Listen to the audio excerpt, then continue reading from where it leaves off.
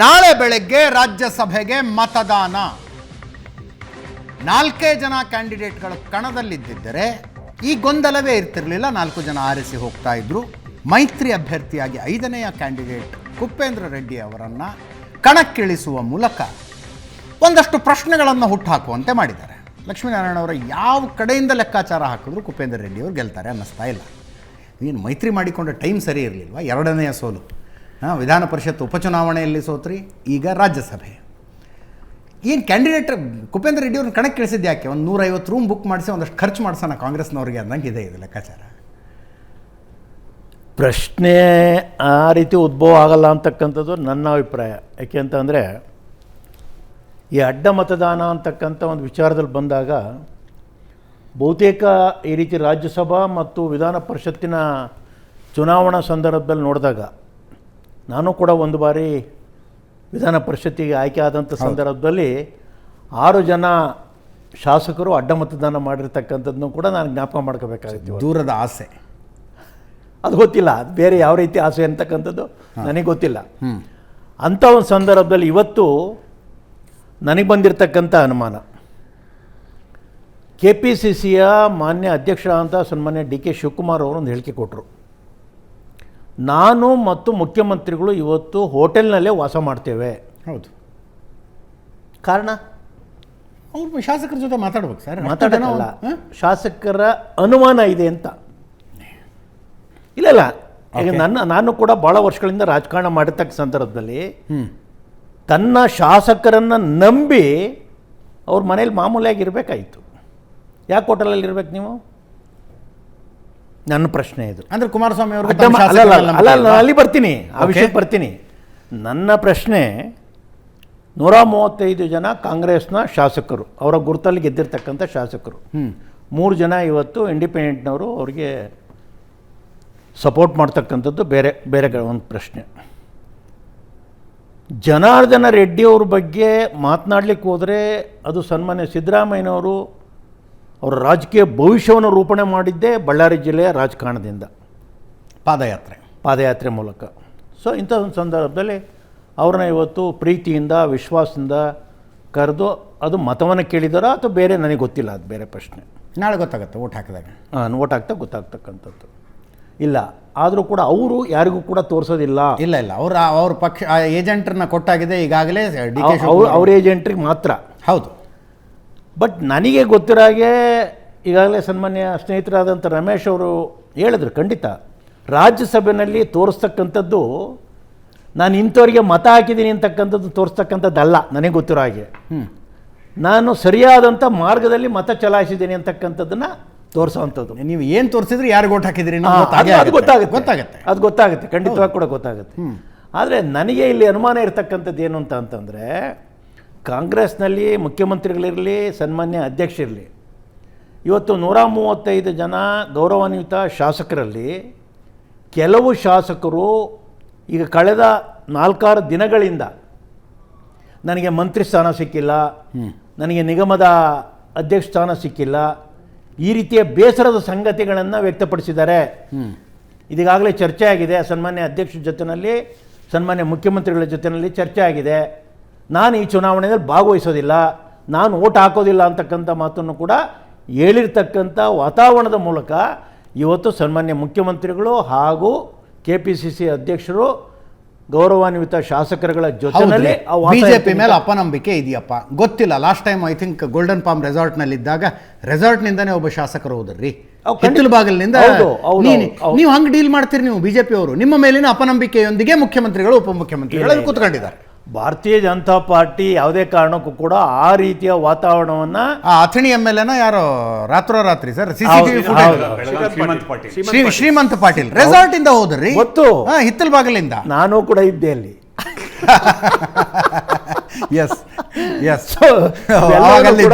ಇತ್ತೀಚಿನ ಅದ್ರ ಜೊತೆಗೆ ನನಗೆ ಅನ್ನಿಸ್ತಕ್ಕ ಇರ್ತಕ್ಕಂಥದ್ದು, ಕೆಲವು ಶಾಸಕರು ಸರಿಯಾದಂಥ ರೀತಿಯಲ್ಲಿ ಮತವನ್ನು ಚಲಾಯಿಸಲಿಕ್ಕೆ ಆಗೋಲ್ಲ.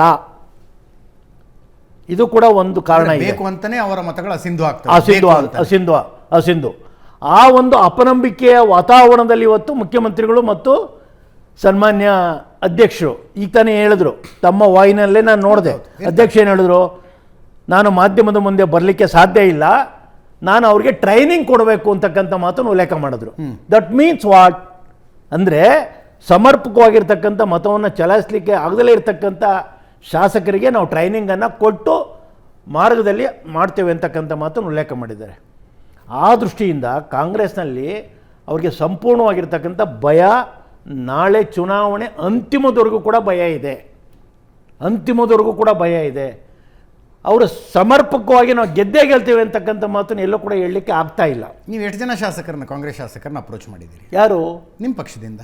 ನೋಡಿ, ಇದು ಒಂದು ರೀತಿಯಲ್ಲಿ ಪ್ರಜಾಪ್ರಭುತ್ವ ವ್ಯವಸ್ಥೆಯಲ್ಲಿ ಮತವನ್ನು ಕೇಳ್ತಕ್ಕಂಥದ್ದು ಪಕ್ಷ ಯಾವುದೇ ಇರ್ಬೋದು, ಅದು ಬೇರೆ ಪ್ರಶ್ನೆ.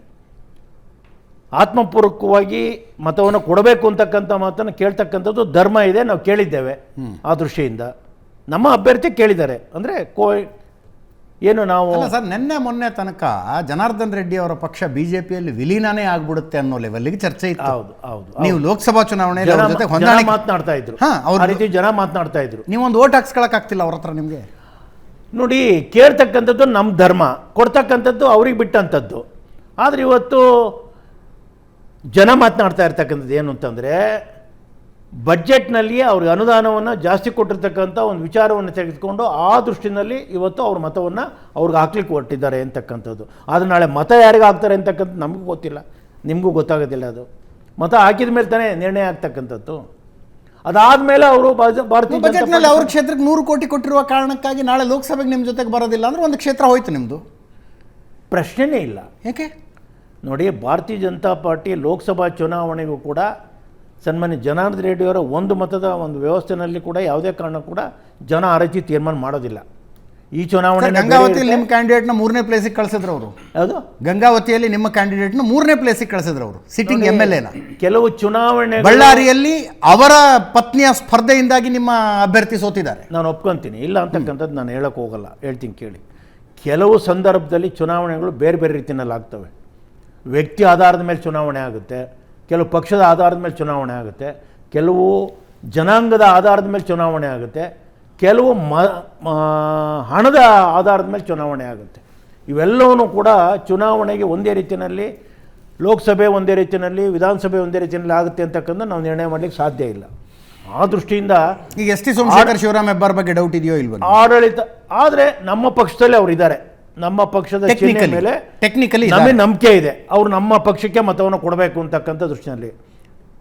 ಒಂದು ಪಕ್ಷ ಅಡ್ಡ ಮತದಾನ ಏನಾದರೂ ಕೂಡ ಮಾಡ್ತು ಅಂತ ಅಂದರೆ ಅವ್ರು ನಾಳೆ ಅವ್ರ ಮೆಂಬರ್ಶಿಪ್ನ ಕಳ್ಕೋಬೇಕಾಗುತ್ತೆ. ಹೆಂಗೆ ಕಳ್ಕೊತಾರೆ? ಯಾಕೆ ಕಳ್ಕೊತಾರೆ ಮೆಂಬರ್ಶಿಪ್? ಅದು ಬೇರೆ, ಆ ವಿಚಾರ ಮುಂದಿನ ಇದರಲ್ಲಿ ನಾವು ಮಾತನಾಡೋಣ. ಆದರೆ ನಮಗೆ ನಂಬಿಕೆ ಇದೆ, ನಮ್ಮ ಚಿಹ್ನೆ ಆಧಾರದ ಮೇಲೆ ಗೆದ್ದಿರ್ತಕ್ಕಂಥ ಆ ಶಾಸಕರುಗಳು ನಮಗೆ, ನಮ್ಮ ಅಭ್ಯರ್ಥಿಗೆ ಓಟ್ ಹಾಕ್ತಾರೆ ಅಂತಕ್ಕಂಥದ್ದು ನಮ್ಮ ವಾದ. ಮತ್ತು ಹಸ್ತದ ಚಿಹ್ನೆಯ ಮೇಲೆ ಗೆದ್ದಿರುವ ಕೆಲವರು ನಿಮ್ಗೆ ಓಟ್ ಹಾಕ್ತಾರೆ ಅನ್ನೋ ಕಾನ್ಫಿಡೆನ್ಸ್ ಇದೆ. ಈಗ ಚುನಾವಣೆ ಅಂತ ಅಂದಮೇಲೆ ಮತವನ್ನು ಕೇಳ್ತಕ್ಕಂಥದ್ದು ನಮ್ಮ ಧರ್ಮ ಅಂತಕ್ಕಂಥ ಮಾತನ್ನು ನಾನು ಹೇಳಿದ್ದೇನೆ. ಆ ಆಧಾರದ ಮೇಲೆ ಚುನಾವಣೆಯಿಂದ ಮತವನ್ನು ಕೇಳ್ತೇವೆ. ಅದೇ ಧರ್ಮದ ಪ್ರಕಾರ ಅವರು ನಿಮ್ಮವ್ರ ಓಟನ್ನು ಕೇಳಿರ್ತಾರೆ, ಇರಬಹುದು. ನಾ ಇಲ್ಲ ಅಂತ ವಾದ ಮಾಡ್ಲಿಕ್ಕೆ ಹೋಗಲ್ಲ. ಈಗ ನಾನು ಮೊದಲನೇದಾಗಿ ನನ್ನ ಕಾಂಗ್ರೆಸ್ ವಕ್ತಾರರು ಬಹಳ ಗಂಭೀರ ಆರೋಪಗಳನ್ನು ಮಾಡಿದರು ಕುಮಾರಸ್ವಾಮಿ. ನಮ್ಮ ಮಾಜಿ ಸ್ನೇಹಿತರು, ಪಕ್ಷದ ಸ್ನೇಹಿತರು, ಮಾಜಿ ನಮ್ಮ JDSನ ಸ್ನೇಹಿತರು ವಕ್ತಾರರು ಒಂದಷ್ಟು ನನ್ನ ಪಕ್ಷದ ನಾಯಕರ ಮೇಲೆ ಒಂದು ಅಲಿಗೇಷನ್. ನಾನು ಒಂದೇ ಒಂದು ಪ್ರಶ್ನೆ ಕೇಳೋದು, ವಿಜಯ್ ಮಲ್ಯವರಾಗಲಿ, ಕುಪೇಂದ್ರ ರೆಡ್ಡಿ ಅವರಾಗಲಿ, ಫಾರೂಕ್ ಅವರಾಗಲಿ, ಅಥವಾ ರಾಮಸ್ವಾಮಿ ಅವರಾಗಲಿ, ಇಷ್ಟೂ ಜನದ ಹೆಸರು ಹೇಳಿದ್ರಲ್ಲ, ಎಲ್ಲೂ ಕೂಡ ಇಷ್ಟೂ ಜನದ ಗೆಲ್ಸಕ್ಕೆ ಯಾವುದೇ ಪಾರ್ಟಿಯಿಂದ ಕ್ರಾಸ್ ವೋಟ್ ಮಾಡಿಸಿಲ್ಲ. ಇಲ್ಲಿ ಪ್ರಶ್ನೆ ಇರೋದು, ಚರ್ಚೆ ಆಗ್ತಾ ಇರೋದು ಕ್ರಾಸ್ ವೋಟು ಹೇಗಾಗ್ತಿದೆ, ಏನಾಗ್ತಿದೆ ಅಂತ. ಈ ರಾಜ್ಯದಲ್ಲಿ, ಈ ದೇಶದಲ್ಲಿ ಎಲ್ಲ ಪಾರ್ಟಿಗಳು, ಕಾಂಗ್ರೆಸ್ಸಿಂದ ಹಿಡಿದು BJPಯಿಂದ ಹಿಡಿದು ಜನತಾದಳವೂ ಕೂಡ ರಾಜಕಾರಣಿಗಳಲ್ಲದೆ ಇರೋರನ್ನ, ವ್ಯಾಪಾರಿಗಳನ್ನು, ಬಿಸ್ನೆಸ್ಮನ್ಗಳನ್ನು ರಾಜ್ಯಸಭೆಗೆ ಮತ್ತು MLCಗೆ ಕೊಟ್ಟಿರೋ ಉದಾಹರಣೆಗಳು ಎಲ್ಲ ಪಕ್ಷದಲ್ಲೂ ಇದೆ, ನಾನೇನಿಲ್ಲ ಅಂತ ಹೇಳ್ತಿಲ್ಲ. ಅದು ಇನ್ನೊಂದು ಅಲಿಗೇಷನ್ ಹೇಳಿದ್ರು, ಅದನ್ನು ಕುಮಾರಸ್ವಾಮಿಯವರು ಸ್ವತಃ ಒಪ್ಕೊಂಬಿಟ್ಟಿದ್ದಾರೆ. ನಂದೊಂದು ರೀಜನಲ್ ಪಾರ್ಟಿ, ಪಕ್ಷ ಕಟ್ಟಲಿಕ್ಕೆ ಹಣಕಾಸಿನ ಮೂಲ ಸಿಕ್ಕಾಪಟ್ಟೆ ಇಂಪಾರ್ಟೆಂಟ್ ಇದೆ, ಆ ಕಾರಣಕ್ಕೆ ಕೆಲವ್ರನ್ನ ನಾವು ಮಾಡಿದ್ದೀವಿ ಅಂತ ನೇರವಾಗಿ ಹೇಳಿದ್ದಾರೆ. ಅದರಲ್ಲೇ ಮುಚ್ಚುಮರೆ ಏನಿಲ್ಲ, ಅದನ್ನು ಮುಚ್ಕೊಳ್ಳೋಂಥ ಪ್ರಶ್ನೆನೂ ಇಲ್ಲ. ಸತ್ಯ ನಾವು ಅವರೇ ಒಪ್ಕೊಂಬಿಟ್ಟಿರೋವಾಗ ಪಕ್ಷ ಕಟ್ಟಲಿಕ್ಕೆ ನನಗೆ ಹಣಕಾಸಿನ ಅವಶ್ಯಕತೆ ಇದೆ, ಇಂಥ ಉದ್ಯಮಿಗಳನ್ನು ನಾವು ಮಾಡಿದ್ದೀವಿ ಅಂತ ಅವರೇ ಒಪ್ಕೊಂಬಿಟ್ಟಿದ್ದಾರೆ. ಇಲ್ಲಿ ಪ್ರಶ್ನೆ ಇರೋದು ಕ್ರಾಸ್ ವೋಟಿಂಗ್ ಮಾಡಿಸೋದು ಹೇಗೆ, ಯಾರು, ಯಾವಾಗ ಮಾಡಿಸಿದ್ದಾರೆ, ಇಷ್ಟೇ. ಜನತಾದಳದ ಇತಿಹಾಸದಲ್ಲಿ, ನಾನು ಜನತಾದಳದಿಂದ JDS ವರೆಗೂ ಬಂದ್ಬಿಡ್ತೀನಿ, ಇತಿಹಾಸದಲ್ಲಿ ಯಾವುದಾನ ಪಾರ್ಟಿಯಿಂದ, ಕಾಂಗ್ರೆಸ್ಸಿಂದಾಗಲಿ BJPಯಿಂದಾಗಲಿ ಕ್ರಾಸ್ ವೋಟಿಂಗ್ ಮಾಡಿಸಿರೋದು, ಹಣ ಕೊಟ್ಟು ಕ್ರಾಸ್ ವೋಟಿಂಗ್ ಮಾಡಿಸಿರೋ ಒಂದೇ ಒಂದು ಉದಾಹರಣೆ ಕೊಡಬೇಕು. ಇವತ್ತವರೆಗೂ ಜನತಾದಳ ಕೊಡ್ಲಾಗಿತ್ತ ಬೇಡ, ಕ್ರಾಸ್ ವೋಟಿಂಗ್ ಆಗಿದೆಯಾ ಇಲ್ವಾ? ಕ್ರಾಸ್ ವೋಟಿಂಗ್ ಅಂತೂ ಖಂಡಿತ ಜನತಾದಳ ಮಾಡಿಸಿಲ್ಲ, JDS ಮಾಡಿಸಿಲ್ಲ. ಒಂದು. ಎರಡನೇದು, ಮಾನ್ಯ ಚಲರಾಯ ಸ್ವಾಮಿಯವ್ರ ಕತೆ ಹೇಳಿದ್ರು, ಗೋಪಾಲಯ್ಯನವ್ರ ಕತೆ ಹೇಳಿದ್ರು. ಚಲರಾಯ ಸ್ವಾಮಿಯವರು ಪ್ರಾಮಾಣಿಕವಾಗಿ ಹೇಳಬೇಕು, ಅವರೇ ಒಂದು ಸ್ಟೇಟ್ಮೆಂಟ್ ಮಾಡಿದ್ದಾರೆ, ಜಮೀರ್ ಅಹಮದ್ ಅವರು, ಈ ಸಲ ಫಾರೂಕ್ ಅವ್ರು ಬೇಡ, KC ರೆಡ್ಡಿ ರಾಮಮೂರ್ತಿ ಅವ್ರಿಗೆ ಒಂದು ಓಟ್ ಹಾಕ್ಬಿಡೋಣ, ಮಾತು ಕೊಟ್ಬಿಟ್ಟಿದ್ವಿ ನಾವು, ಬೇರೆ ಬೇರೆ ಕಾರಣಕ್ಕೆ ಕೊಟ್ಟಿದ್ವಿ, ಪ್ರತಿ ಸಲ ನೀವೇ ಮಾಡ್ತಾಯಿದ್ರೆ ಹೆಂಗೆ, ನಮ್ಮ ಮಾತಿಗೂ ಬೆಲೆ ಕೊಡಬೇಕು. 4 ಗೋಡೆ ಮಧ್ಯೆ ಮಾತಾಡಿದಂಥ ಮಾತುಗಳು ನನಗೂ ಗೊತ್ತು, ರಮೇಶ್ ಬಾಬು ಅವ್ರಿಗೂ ಗೊತ್ತು, ಇಬ್ಬರು ಒಟ್ಟಿಗೆ ಇದ್ದಂಥವ್ರು ಅವತ್ತಿನ ಕಾಲದಲ್ಲಿ. ಆದರೆ ಅದು ಯಾಕೆ ಕ್ರಾಸ್ ಓಟ್ ಆಯಿತು, ಏನಾಯಿತು ಅಂತ ಜಗತ್ತಿಗೆ ಗೊತ್ತಿರತಕ್ಕಂಥ ವಿಚಾರ. ಅದಕ್ಕಿಂತ ಮುಂಚೆ ಭಾಳ ಸಲ JDSನ ವೋಟರ್ಸ್ನ ಕ್ರಾಸ್ ಮಾಡಿಸಿರೋದು ಕಾಂಗ್ರೆಸ್ಸಿಗೆ ಇತಿಹಾಸ. ಈಗ ಇವತ್ತಿನ ಚುನಾವಣೆಯಲ್ಲಿ 135+3 ಅಥವಾ 4 ಅನ್ಕೊಂಬಿಡಿ, ಓಲಿ 139, 45+2 ಕೊಟ್ಕೊಂಡ್ರು ಇವ್ರಿಗೇನು ಸಮಸ್ಯೆ ಇಲ್ಲ. ಆದರೆ ಇವತ್ತು ರೆಸಾರ್ಟಲ್ಲಿ ಹೋಗಿ ಕೂತ್ಕೊಂಡು ನಿನ್ನೆಯಿಂದ ಇವತ್ತಿನಿಂದ ಕೂತ್ಕೊಂಡು ರಾಜಕಾರಣ ಮಾಡ್ತಾ ಇರೋದೇನು? ಚಲರಾಯ ಸ್ವಾಮಿ ಅವ್ರು ಹೇಳ್ದಂಗೆ ರಿಲ್ಯಾಕ್ಸ್ಗೆ ಹೋಗಕ್ಕ, ರಿಲ್ಯಾಕ್ಸ್ ಮಾಡೋಕ್ಕೆ ಏನೇನು ಶ್ರಮ ಹಾಕಿದ್ದೀರಿ? ಏನೋ ಎಲೆಕ್ಷನ್ ಮಾಡಿ ಒಂದು ಇನ್ಸೆಕ್ಯೂರಿಟಿ ಕಾಡ್ತಿದೆ ಅವ್ರಿಗೆ 100%. 4 ಜನಕ್ಕೆ ಬೇಕಾದ್ರೆ ತನಿಖೆ ಮಾಡಿಸ್ಲಿ, 4 ಜನ ಇಂಡಿಪೆಂಡೆಂಟ್ಗಳಲ್ಲಿ ಯಾರ್ಯಾರಿಗೆ ಏನೇನು ನೆನ್ನೆ ಮೊನ್ನೆ ಮಾನ್ಯ PCC ಪ್ರೆಸಿಡೆಂಟ್ ಅವರು ಆಮಿಷ ಕೊಟ್ಟು ಕರ್ಕೊಂಬಂದಿದ್ದಾರೆ. ಆಯಿತು, ಅವರು ಪ್ರಾಮಾಣಿಕವಾಗಿ ಆತ್ಮಸಾಕ್ಷಿಗೆ ಓಟ್ ಹಾಕ್ತೀನಿ ಅಂತಲೇ ಬಂದಿದ್ದರೆ ಯಾಕೆ ಅವ್ರಿಗೊಬ್ಬೊಬ್ಬರನ್ನ ಏಜೆಂಟ್ನ ಅಪಾಯಿಂಟ್ ಮಾಡ್ತಿದ್ದೀರಿ? ಅವ್ರ ಹಿಂದೆ ಸೆಕ್ಯೂರಿಟಿ ಯಾಕೆ ಹಾಕಿದ್ದೀರಿ? ಅವ್ರ ಹಿಂದೆ ಯಾರ್ಯಾರು ಇಲ್ವಾ? 4 ಜನ ಎಲ್ಲೆಲ್ಲಿ ಅಂತ ಹೇಳಿದ್ರಪ್ಪ, ಯಾರಿಲ್ಲ ಸೆಕ್ಯೂರಿಟಿ ಅಲ್ವಾ? ಈಗ ಒಂದು ಕೆಲಸ ಮಾಡೋಣ, ದರ್ಶನ್ ಪುಟ್ಟಣ್ಣಯ್ಯವರು ಇನ್ನೂ ಬಂದಿದ್ದಾರೆಲ್ಲ ಗೊತ್ತಿಲ್ಲ ಅಲ್ಲಿಗೆ, ಲತಾ ಮಲ್ಲಿಕಾರ್ಜುನ್ ಅವ್ರು ಬಂದರು ಅಂತ ನೀವೇ ತೋರಿಸಿದ್ರಿ. ಅವ್ರ ಹಿಂದೆ 3 ದಿವಸದಿಂದ ಯಾರ್ಯಾರು ಇದ್ದಾರೆ ಚೆಕ್ ಮಾಡ್ಕೊಳ್ಳಿ. ಯಾಕೆ? ಕ್ರಾಸ್ ವೋಟಿನ ಎಕ್ಸ್ಪೋರ್ಟ್ ಏನಾದರೂ ಕರ್ನಾಟಕದಲ್ಲಿದ್ದರೆ ಅದು ಕಾಂಗ್ರೆಸ್ ಪಾರ್ಟಿಯ ನಾಯಕರು. ನಮ್ಮ ದಳದಲ್ಲಿದ್ದವ್ರನ್ನೂ ಕರ್ಕೊಂಡೋಗಿ ಮಾಡಿಸಿರೋದಿದೆ, BJPಯಿಂದ ಕ್ರಾಸ್ ಮಾಡಿಸಿರೋದಿದೆ. BJPಯಿಂದ 17 ಜನ, ಕಾಂಗ್ರೆಸ್ಸಿಂದ 17 ಜನನ್ನ ಕರ್ಕೊಂಡೋಗಿ ಸರ್ಕಾರ ಉರುಳಿಸಿದಾಗ ಅದರ ಪಾತ್ರಧಾರಿಗಳು ಯಾರು? ಅದರಿಂದ ಇದ್ದಂಥ ಪಾತ್ರಧಾರಿಗಳು ಯಾರು? ಅವೆಲ್ಲ ಅಲಿಗೇಷನ್ಸ್. ಅದಕ್ಕೆ ಅಲಿಗೇಷನ್ಸ್ ಏನು, ಸತ್ಯ ಒಪ್ಕೊಂಡಿದ್ದಾನೆ. ಈಗ ಭಾಳ ಜನ ನಾವು ಇವರು ನಮ್ಮ MTB ನಾಗರಾಜ್ ಹೇಳಿದ್ರು, ಏನು ಸಿದ್ದರಾಮಯ್ಯನವರೇ ಕಳಿಸಿದ್ರು ನಮ್ಮನ್ನ ಅಂತ. ಇನ್ನೇನು ಬೇಕು ಅದಕ್ಕಿಂತ ನಿಮಗೆ? ಈಗ ವಾಪಸ್ ST ಸೋಮಶೇಖರ್ ಮತ್ತೆ ಕಾಂಗ್ರೆಸ್ಗೆ ಬರ್ತಿದ್ದಾರೆ. ಯಾಕೆ? ಜನಾರ್ದನ್ ರೆಡ್ಡಿ ಸೋಮಶೇಖರ್ನ ನನ್ನ ಜನ್ಮ ಇರೋವರೆಗೂ ಕಾಂಗ್ರೆಸ್ ಇರೋವರೆಗೂ ಸೇರಿಸ್ಕೊಳ್ಳಲ್ಲ ಅಂತ ಅಂದ್ರಿ, ಈಗ ಯಾಕೆ ಸೇರಿಸ್ಕೊತಿದ್ದೀರಿ? ಈಗ ಡಿನ್ನರ್ ಮೀಟಿಂಗ್ಗಳು ಎಲ್ಲ ಆಗ್ತಾ ಇರೋದು ST ಸೋಮಶೇಖರ್ ಜೊತೆ. BJP ಕೋಮುವಾದಿ ಪಾರ್ಟಿಲಿ ಗೆದ್ದಿರೋಂಥ ಒಬ್ಬ ವ್ಯಕ್ತಿ. DK ಶಿವಕುಮಾರ್ ಹೇಳಿದ್ರಲ್ಲ, 3 ವರ್ಷ ಅಷ್ಟೇ ಅವ್ರು BJPಗೆ ಹೋಗಿದ್ದು, 30 ವರ್ಷ ಕಾಂಗ್ರೆಸ್. ಅದಕ್ಕೆ ನಾನು ಹೇಳಿದ್ದು, ಕರ್ನಾಟಕದ ರಾಜಕಾರಣದಲ್ಲಿ ಈ ಥರದ ಕ್ರಾಸ್ ವೋಟಿಂಗ್ ಚುನಾವಣೆಗಳು, ಕ್ರಾಸ್ ವೋಟಿಂಗ್ಗಳು ಪ್ರಾರಂಭ ಆಗಿ ಆ ಪ್ರಾರಂಭದ ಪಿತಾಮಹ ಯಾರಾದರೂ ಇದ್ದರೆ ಕಾಂಗ್ರೆಸ್ ನಾಯಕರು. ಅದು ಬಿಟ್ಟು ಅದನ್ನ ಅವರು ಆತ್ಮಸಾಕ್ಷಿಯ ಮತಗಳು ಅಂತ ಹೇಳಿದ್ದು, ಅತಿ ಹೆಚ್ಚು ಆತ್ಮಸಾಕ್ಷಿಯ ಮತಗಳು ಅಂತ ಕರೀತಾರೆ. ಅತಿ ಹೆಚ್ಚು ಒಡೆತ ತಿಂದಿರೋದು ಯಾರಾದರೂ ಇದ್ದರೆ ಜನತಾದಳ, JDS. ಎಸ್, ಬಂದೆ. ನೀವು ಕಾಂಗ್ರೆಸ್ನವ್ರನ್ನ ಆತ್ಮಸಾಕ್ಷ್ಯ ಮತಗಳು ಅಂತಾರೆ. ಇನ್ಯಾರಾದರೂ ಮಾಡಿದರೆ ಮತ ಹೆಂಗೆ ಖರೀದಿ ಮಾಡ್ತಿದ್ದಾರೆ ನೋಡಿ, ಶಾಸಕರನ್ನು ಬ್ಲ್ಯಾಕ್ ಮೇಲ್ ಮಾಡ್ತಿದ್ದಾರೆ, ಖರೀದಿ ಮಾಡ್ತಿದ್ದಾರೆ ಅಂತ ಕಾಂಗ್ರೆಸ್ನವರೇ ಆರೋಪ ಮಾಡೋದು. ಬ್ರೇಕ್ ಆದಮೇಲೆ ಆ ವಿಷಯ ಚರ್ಚೆ ಮಾಡಿ.